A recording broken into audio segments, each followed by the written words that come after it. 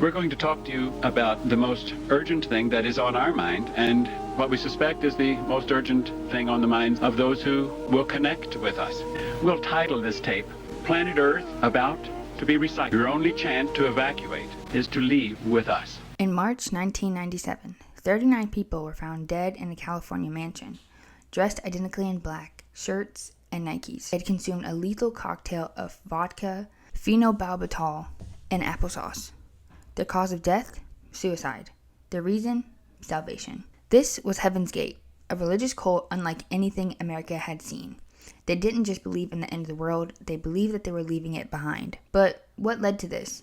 How did a soft-spoken man named Marshall Applewhite convince dozens of people to abandon their families, their identities, and ultimately, their lives? In this video, we're diving into the story of Heaven's Gate, its strange beliefs, its use of the early internet, and what it reveals about loneliness, obsession, and the human desire to escape. Welcome to Corner of Curiosity. I'm your host, Jazz, and we cover anything from conspiracy, cults, true crime, anything creepy. I'm covering it on this channel. I did a little bit of a rebrand just because I wanted my channel to kind of be more than just me. I wanted it to be encompassing of many creepy things. So that is my rebrand. I hope you guys like it. Let me know what you think in the comments below, and let's just get into the video. Heaven's Gate began with two people, Marshall Applewhite, which you probably have seen a lot. I'm pretty sure that 2020 or one of those Dateline shows has done a whole exclusive about Heaven's Gate, interviewing victims, families, and things like that. It's the largest suicide in United States history, and it has all the components of just being so bizarre. It's been 20 years since 39 members of the Heaven's Gate cult were found dead, their bodies discovered under purple shrouds inside a mansion in Rancho Santa Fe. I just want to let everyone know how lucky and happy I feel to be here. In exit interviews videotaped before the mass suicide, members appeared calm and full of peace. We have no fear. We're proud and looking forward to what's ahead. The fact is that there is only one kingdom level. The cult's leader, Marshall Applewhite, known as Doe, also left behind a suicide message to explain their journey. If I would title this tape, it would be Last Chance to Evacuate Planet Earth Before It is Recycled. He was actually a former music teacher with a soft Texas drawl, even though his videos that you see of him talking about the cult before he did all these things, he seems like he's just a very unique looking man. I'll tell you who I am. As to whether or not you believe who I am or not is up to you. I'm from kingdom level above human. What does that yield? That yields immediately that the vast majority say cult, some religious radical, some blasphemous individual. And Bonnie Nettles, a nurse and self-proclaimed psychic. They met in the 1970s and quickly became convinced that they were divine messengers sent to guide humanity to a higher plane of existence. They called themselves Bo and Peep, and then later Do and T, like the musical notes. Oh, like Do and T, like musical notes. Their message was simple. Earth was about to be recycled, and the only way to survive was to ascend to the next level, a physical place beyond Earth where evolved beings lived from fear, gender, emotion, and suffering. They believed that alien beings had once visited Earth, that Jesus was an alien from the next level, and that Applewhite himself was a vessel for the same soul. And I think when you think of cults and stuff, every time you hear of like a cult leader and stuff, they're always like, he was so charismatic and he was such a great leader and everybody just wanted to follow him. And I will insert a couple clips of, there were some victims that they recorded videos right before they took their own lives, like together.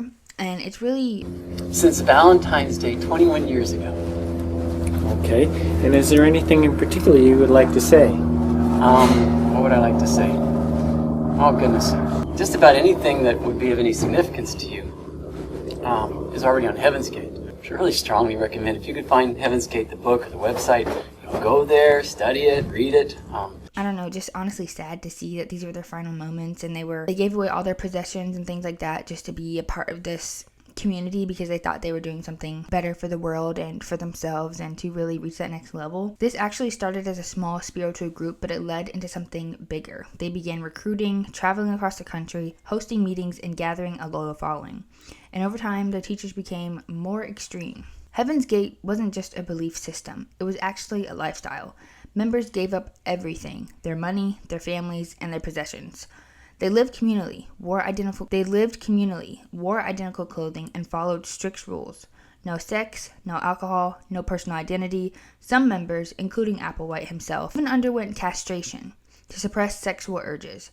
To them, the body was just a vehicle or a temporary shell. And I will insert some clips of people talking about the rules that they followed in this cult that they recorded before they took their own lives together. And at the heart of their belief, they thought that the end of the world was coming and that a spaceship was going to come save them to take them to the next level and to get them away from. Convinced these followers, he can lead them through the gates of heaven. He promises they'll be carried to the next level of existence in a UFO. Does he believe what he's saying? As he asks them to record video farewells to Earth, death just hours away. Tapes that raise so many questions about the narrow divide between choice and coercion, faith and delusion. The cruelty and things happening on Earth, so they had to be ready. One of the founders, Bonnie Nettles, died in 1985. It really shook the group. Applewhite struggled, and if she had ascended, why hadn't her body disappeared? Like, I think they were kind of going through that process of like, well, we're all believing in this, like, our bodies are not really ours, and our body shouldn't be here after we die. Why is her body still here, and what is going on? He eventually reinterpreted the doctrine after his kind of like second in command passed away. And he said the soul, not the body, ascended to the next level. Death was now just a part of the plan. If you've seen my Scientology video, this is kind of like the same ideology of like a thetan, or your soul not being a part of your body. So like your body is really just a vessel, but your soul carries on. And I think that's what they were getting at in Heaven's Gate, is like their body is apart from their soul. So when they thought they were going to get on this spaceship and, you know, leave the world behind, they thought that their soul was going to. And honestly, I think after this leader in the group, Bonnie, died, it kind of shook Applewhite up, and he had to really like rethink the framework to keep these people around and keep them convincing, like, hey, I know one of our leaders has, you know, passed away and it's not really panning out how I thought, but we're still going to do this. Another thing that you got to think about is like, this was one of the first internet cults, and I believe their website is still active to this day. I'm not really sure if there's someone still controlling the website, I guess would be the word, but still updating the website or anything. But it was really one of the first internet cults of like people using the internet and gaining a following and gaining traction using the internet. By the 90s, the world had changed, and so had Heaven's Gate. In a strange twist, they became early adopters of the internet. Their website, heavensgate.com, went live in 1996 and is still online today, maintained by 2 surviving members, which they used the site to spread their message. And something on the website says, the Earth is about to be recycled. Your only chance to evacuate is to leave with us. They offered tapes, booklets, and an email contact. They even ran a web design company, Higher Source, building websites for clients while hiding their true beliefs behind a keyboard. Because I think you have to think about how before a cult gains members, you have to get money somehow to like bootstrap your cult business, I guess. Like, you have to have money from somewhere, and if the leader isn't already wealthy or has some type of income, they're gonna have to find another way to get money before they start soliciting their members to give them all their possessions. So I guess this is like, they had to have some type of other income to kind of run their website and things to gain a following in the first place. The internet gave them reach and a strange sense of legitimacy, because you gotta think, like, when it comes to businesses and just organizations in general, you feel really, really official when you have a website. And to think that their website is still active for, it's 2025, so years after this massacre happened, people are still looking at their website and seeing what's happening. And I think they were one of the early ones who used YouTube too. Like, the leader, Applewhite, his videos are still up on YouTube. I think there's like a 7 or 8 part series that he's just explaining his whole belief system. And with next level information, next level mind, and a new creature is born. Most renditions of human artists of extraterrestrials are the most grotesque things that you can possibly imagine. Look like some praying mantis or some insect that has some crazy shape or form, and that's ridiculous. It's like clear as day. Like, you can see his teachings and his theology in the video. This is one of the first times a cult successfully used digital tools to spread spiritual ideology, a pattern we've ultimately seen grow even more and more with social media and other platforms that people use today to gain a following with these kind of... Now let's talk about the mass suicide that happened. Okay, my bad. My camera died, so I had to change out the battery. But in 1997, the Hale-Bopp comet lit up the night sky. For astronomers, it was a rare cosmic event. For Heaven's Gate, it was a sign. They believed a spacecraft was trailing the comet, hidden from view, and that it was their ride to the next level. In late March, they filmed a farewell video.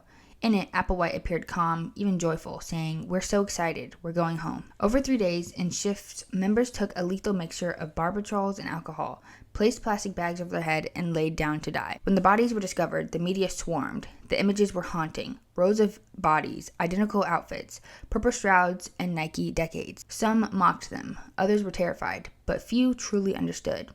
To those inside Heaven's Gate, this wasn't suicide. It was graduation. Our website is still up, like a digital time capsule, frozen in 1997. 2 former members still maintain it.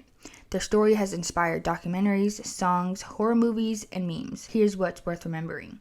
Heaven's Gate wasn't just made up of evil people. It was made up of lonely, idealistic, deeply human people. People who believed that they had family and found meaning. And I think when you think of cults, I really, honestly, sometimes could care less about the leader because they're taking advantage of these people. But it's really just the victims of these cults, especially when they have a tragic ending like this. We just sat there and gasped as each one of these members said their goodbyes. The former Army paratrooper. I just want to say how thankful I am to Doe and T for helping me and taking me under their wing, and all my classmates have been so great to me and all the problems I've caused. The youngest member of the group, age 25.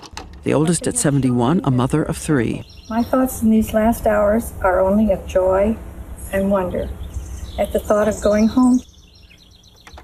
Why am I here? What is the meaning of life? Since I've been in the class, I've learned the answers to all of those. And couldn't be happier about what we're about to do. Once you've said something in front of somebody else, you're far less likely to renege on that, right? Do you stand up and say, "Oh, guess what? I changed my mind," and run out of the yard? No, you don't do that.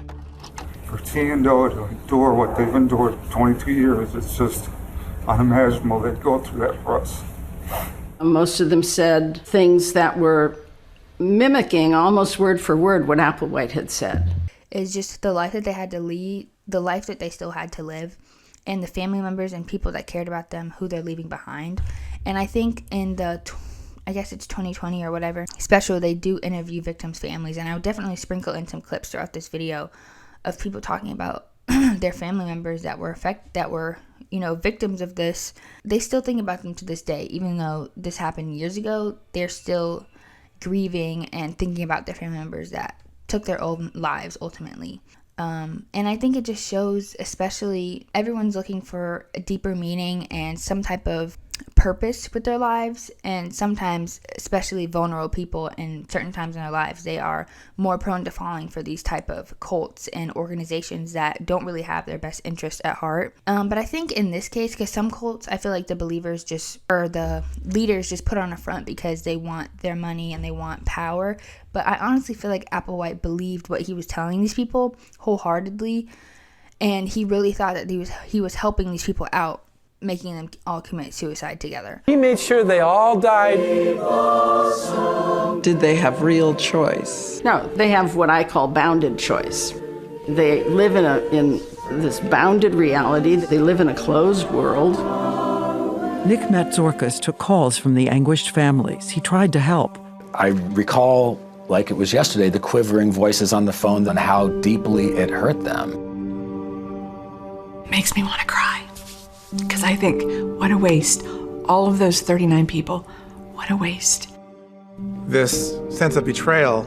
And I think this case just shows us that we all want to believe in something, in connection, in purpose, in escape when life gets too heavy. When the world feels broken, even the most far-fetched ideas can honestly sound like hope. Just in America and the world today, there are so many extremist views that people follow just because they want to feel a part of something and they want to feel connected. So to think that this was even happening years ago to a group of people who just thought they were doing the right thing. So the question isn't really just why did they believe, but what would it take for someone like me or you to get into such a vulnerable state where we are susceptible to falling for these type of organizations. And I think a lot of people think like, hey, I would never join a cult. I would never be, vulnerable enough to fall into one of these groups, but you never know what life could throw at. If you're someone who's going through losing a family member or going through some financial trouble or anything of the sort that really shifts your life in a jarring way, you could easily fall for something like this. And I think that's when you have to remember that we really shouldn't judge these people for falling in these ideologies and organizations, because it's like, you never know. That could be you one day. It could be a family member one day that you see go through these extreme emotions and they want to find something that they can connect with that is bigger than themselves and will allow them to feel like they're contributing to something. So I think this case in this event really shows that people believe in different things. It teaches us about belief and how the internet really can cultivate a following for anything, even back then. And it also shows us like, what do people really search meaning of? Because it's not like these people were looking for fame or money or anything. They really believed that they were going to a higher place and a next level and just a better life for themselves. So when I make these videos, I don't want to seem like I'm making like, not a caricature, but making these people not seem like people and not seeming like they're human beings just like me and you. So I really want to come from that lens and not just a lens of just like telling an interesting story. So yeah, I hope you guys enjoyed this video. Let me know what you think of the branding and everything again. And I hope you guys enjoyed this video. Let me know what other things you'd want to see me cover in the comments below. And I'll see you guys in my next video. Bye.